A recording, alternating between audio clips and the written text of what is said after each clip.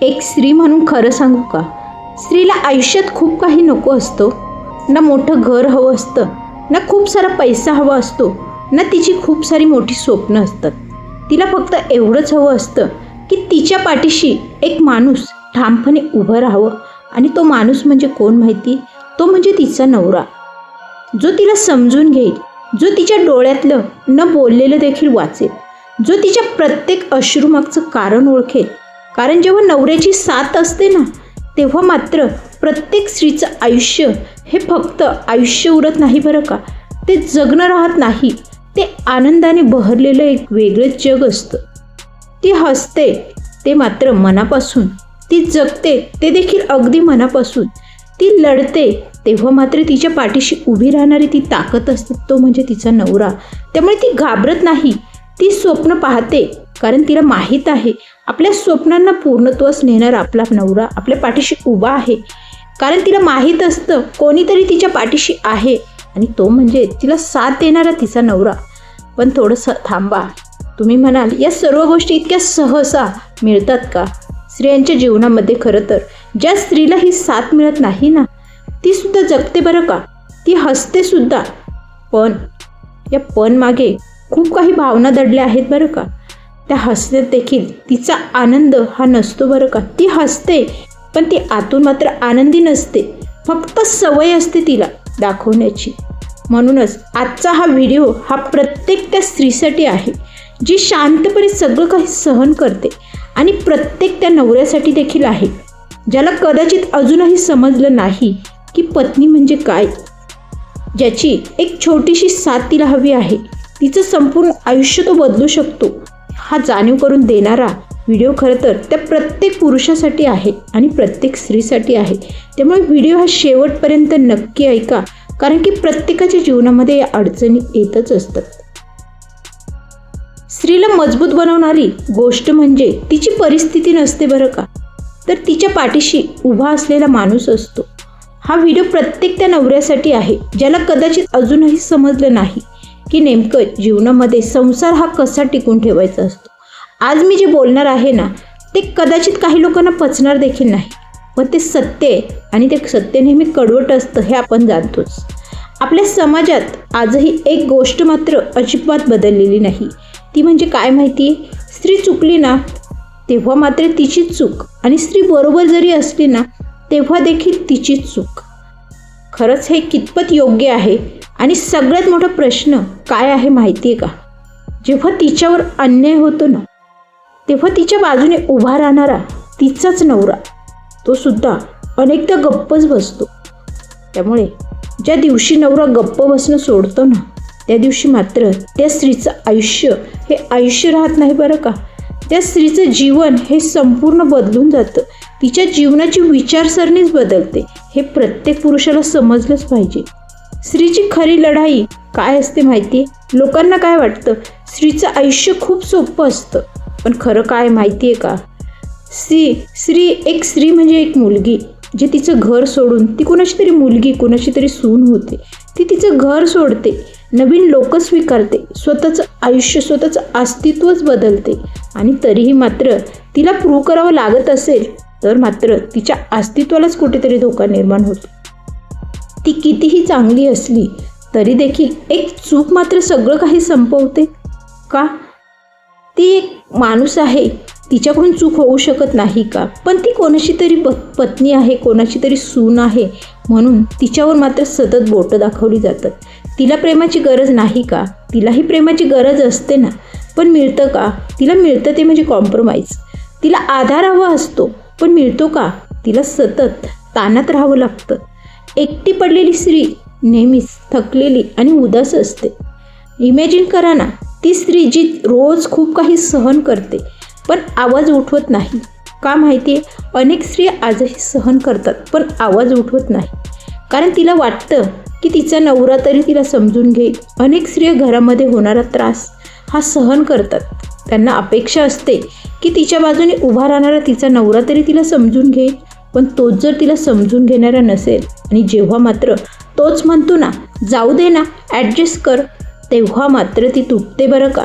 तिचं मन हे खूप काही दुखावतं, खूप काही बोलून जातं, तिचा आत्मविश्वास तुटतो, जगण्यावरचा विश्वासच तुटून जातो. जगायचं तर कोणाच्या आधारावर? सायलेंट्स हजबंड प्रॉब्लेम हा प्रत्येक शांत राहणाऱ्या नवऱ्यांचा प्रॉब्लेमच आहे. खरं तर आपल्या समाजात एक मोठंच प्रॉब्लेम आहे, म्हणून आपण सायलेंट हजबंड नाव देऊया त्याला. तो वाईट नसतो बरं का, तो खूप चांगलाही असतो, पण तो धाडसीही नसतो. त्याला सगळं काही दिसतं, पण तो बोलतच नाही, त्याच्यात ती हिंमतच नाही. आई काही बोलली, तो मात्र गप्प. नातेवाईक टोमणे मारून निघून जातात, मात्र तो गप्प बसतो. पत्नी रडली तरी देखील त्याच्या भावना तिच्यापर्यंत पोचतच नाही, तरी देखील तो गप्पच. आणि त्याच्या या शांततेमुळे एक स्त्री जी असते ना, ती मात्र रोज थोडी थोडी मरते. त्यामुळे एक दिवस जर तोच तिचा नवरा जर तिच्या पाठीशी उभा राहणारा असेल आणि तो नवरा मात्र जर थांबून म्हणत असेल की बस झालं आता, मी तुझ्या पाठीशी उभा आहे, तेव्हा मात्र पुरे झालं आता. ती चुकीची नाही, ती माझी पत्नी आहे आणि ती माझी जबाबदारी आहे. मी तिचा सन्मान आहे, तिचा सन्मान जपणं हा माझं कर्तव्य आहे. ही वाक्य तिच्यासाठी खूप काही ताकदीची ठरतात, तिला बळ देऊन जातात. त्या एका वाक्याने स्त्रीचं संपूर्ण आयुष्य बदलतं. खरं तर कितीशी वाक्य आहे तोही, पण ती बोलणं, ती दाखवणं खूप गरजेचं असतं. तेव्हापासून मात्र ती घाबरत नाही, ती तुटत नाही, ती अगदी धाडसाने उभी राहते. कारण तिला माहीत असतं की तिच्या पाठीशी बोलणारा तिचा नवरा, तिला साथ देणारा तिचा जोडीदार तिच्या पाठीशी उभा आहे. समाजाचा दुटप्पीपणा पहा ना, जेव्हा एखादा नवरा एखाद्या स्त्रीच्या पाठीशी उभा राहतो ना, हे मात्र समाजातला अजिबात पचनी पटत नाही. हे कटू आहे बरं का, पण सत्य आहे. इथेच खरं तर समाज आपली खरी ओळख दाखवतो. बायकोच्या हाताखालचा बैल झाला आहे, बायकोचंच ऐकतो, घरचा राहिलाच नाही, बायकोचा बैल झालाय. अनेक आरोप केले जातात, अनेक आरोपांनी संबोधलं जातं, कारण त्याने एक गोष्ट केलेली असते, ती म्हणजे पत्नीच्या पाठीशी उभा राहिलेला असतो. आपल्या समाजाला अजूनही स्ट्रॉंग हजबंड नको आहे बरं का, त्यांना सायलेंट हजबंड हवा आहे. खरा पुरुष कोण असतो माहिती आहे? खरा पुरुष तो नाही जो सगळ्यांना खुश ठेवतो. खरा पुरुष तो असतो जो योग्य गोष्टीसाठी उभा राहतो, सत्यासाठी उभा राहतो, पत्नीचा सन्मान करतो, तिच्या भावना समजतो, चुकीला चूक म्हणतो. तो बायकोच्या मागे नाही, तो तिच्या बाजूला उभा राहतो. एक गोष्ट नेहमी लक्षात ठेवा, स्त्री ही कधीच कमकुवत नसते, पण समाज मात्र तिला कमकुवत बनवतो. आणि त्याच समाजाला सगळ्यात जास्त जळतं काय माहिती आहे? आणि ते कधी हे माहिती आहे का? जेव्हा तिच्या पाठीशी तिचा नवरा ठामपणे उभा असतो ना, तेव्हा. कारण एकटी स्त्री लढू शकते, पण तिच्या पाठीशी उभा असलेला तिचा नवरा मात्र तिला अजिंक्य बनवतो. कधीही न हरलेली स्त्री असा तिचा संबोध होतो. समाजाची खरं तर ही मानसिकताच आहे. आपल्या समाजात अजूनही एक विचित्र मानसिकता आहे. सून घरात आली की तिची परीक्षा सुरू होते. ती कशी बोलते, ती कशी वागते, ती कशी कपडे घालते, ती कशी उठते, ती कशी बसते, सगळं काही जज केलं जातं. का? पण कोणी एकदा विचार करतं का, ती सुद्धा एक मुलगी आहे ना, तिला देखील तिचं घर सोडून इथं यावं लागलं का? तिच्या घरी तिला आई वडील तिला पोचू शकत नव्हते का? पण ती कोणाच्या तरी साथीने इथे आली आहे ना, तिला फक्त समजून घ्यायचं असतं. पण तिला दिलं जातं का ते? तर नाही. तिला दिलं जातं काय? तर ताण, टोमणे आणि सतत तुलना. नवरा जर शांत राहिला ना, तर मात्र तिचं जीवन कठीण होऊन जातं. आणि सगळ्यात वाईट काय होतं माहीत आहे का? जेव्हा तिचा नवरा शांत असतो, तेव्हा मात्र ती रडते, ती सहन करते, पण तिच्यासाठी बोलायला मात्र कोणीच नसतं. कारण ज्या व्यक्तीवर ती सगळ्यात जास्त विश्वास ठेवते, तोच गप्प बसतो. आणि त्या क्षणी मात्र ती एकटी पडते. घरात असूनही तिला परकेपणाची भावना निर्माण होते, ती परखी होते. नवरा साथ देतो ना, तेव्हा मात्र ती खूप आनंदी असते, ती ताकदीने उभी राहते. पण जर एक दिवस तोच नवरा तिच्या पाठीशी उभा राहिला आणि म्हणाला ना, ती चुकीची नाही, ती माझी पत्नी आहे, बस झालं, तिच्यावर अन्याय करणं तिच्यासाठी तेवढंच पुरेसं असतं. कारण स्त्रीला पैशांची गरज नसते बरं का, मोठ्या घराची देखील गरज नसते. तिला फक्त तिच्या माणसाची साथ हवी असते. आणि हे प्रत्येक मुलीचं खरं तर स्वप्न असतं लग्नानंतर. समाज नवऱ्यालाही टोमणे मारतो, समाजाला मात्र असे नवरे पचनी पडत नाही. थोडं कटू आहे, पण हे वास्तव आहे. इथे एक सत्य आहे जे फार कमी लोक बोलतात. ज्या नवऱ्याने पत्नीची साथ दिली ना, त्यालाच लोक म्हणतात बायकोच्याच मागे लागला, सतत बायकोच्या मागे पुढे करतो, बायकोच्या हाताखालचा बाहुला झालाय, घरचा राहिला. थोडं हसून मात्र प्रत्येकाला हे हसायला येईल, पण खरं तर ह्याच अनेक पुरुषांच्या खरं तर व्यथा आहेत ज्या बोलल्या जातात, कारण त्याने योग्य गोष्ट केली, पत्नीची साथ दिली म्हणून. समाजाला आजही अशीच सवय आहे की स्त्रीने सगळं सहन करायचं आणि पुरुषाने मात्र गप्प बसावं. खरा पुरुष कोणता हे का जाणत नाही कोणी. खरा पुरुष कोण आहे हे कधी माहिती करून घ्या. जो सगळ्यांसमोर उभा राहून म्हणतो ही माझी पत्नी आहे, तिच्यावर अन्याय झाला तर मी गप्प बसणार नाही. तो बायकोच्या मागे नाही, तो तिच्या बाजूला उभा राहतो. आणि जो पुरुष आपल्या पत्नीचा सन्मान करतो ना, तो स्वतःचा सन्मान वाढवतो. हे अनेक पुरुषांना कळतही नाही.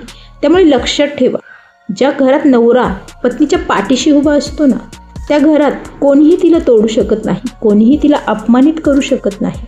ती स्त्री फक्त जगत नाही बरं का, ती फुलते, अगदी आनंदाने बहरते, ती उभी राहते अगदी ताकदीने, ती स्वतःचं अस्तित्व निर्माण करते, कारण तिला माहीत आहे आपल्या पाठीशी उभा राहणारा तिचा पती हा खंबीर आहे. म्हणून जर तुम्ही नवरे असाल तर तिच्या पाठीशी खंबीरपणे उभे राहा. आणि जर तुम्ही स्त्रिया असाल ना, तर अशा माणसांची नक्कीच कदर करा जो तुमच्या पाठीशी खंबीरपणे उभा आहे. कारण साथ असेल ना तरच स्त्री अजय म्हणून जगू शकते. लक्षात ठेवा, ज्या घरात नवरा पाठीशी असतो ना पत्नीच्या, तिथे स्त्री रडत नाही, तिथे ती घाबरतही नाही, तिथे ती दबत देखील नाही, ती फक्त जगतही नाही, ती जिंकते. ज्या घरात नवरा गप्प बसतो ना, तिथे मात्र स्त्री जिवंत असते, पण आतून मात्र संपलेली असते. हा देखील फरक लक्षात घ्या. आजच तुम्ही तुमच्या पती आणि पत्नीमधील भाव ओळखा. आपण नेमक्या कोणत्या कॅटेगरीत बसतो हे देखील स्वतःला ओळखा. आज एक गोष्ट क्लिअरच करून टाका, साथ देणं म्हणजे बायकोच्या मागे लागणं नाही बरं का. साथ देणं म्हणजे योग्य गोष्टीसाठी उभं राहणं आहे. आणि स्त्रियांसाठी मात्र एक गोष्ट सांगावीशी वाटते, जर तुमच्या पाठीशी असा नवरा असेल ना उभा राहणारा, तर त्याची नक्कीच कदर करा. कारण साथ मिळाली ना तरच स्त्री आनंदी जगू शकते आणि विजयी ठरू शकते. पण साथ मिळाली नाही तर ती सगळं काही सहन करते, मात्र आतून तुटून जाते. म्हणून नवरा फक्त नावाचा नसावा, तो तिच्या पाठीशी उभा असावा.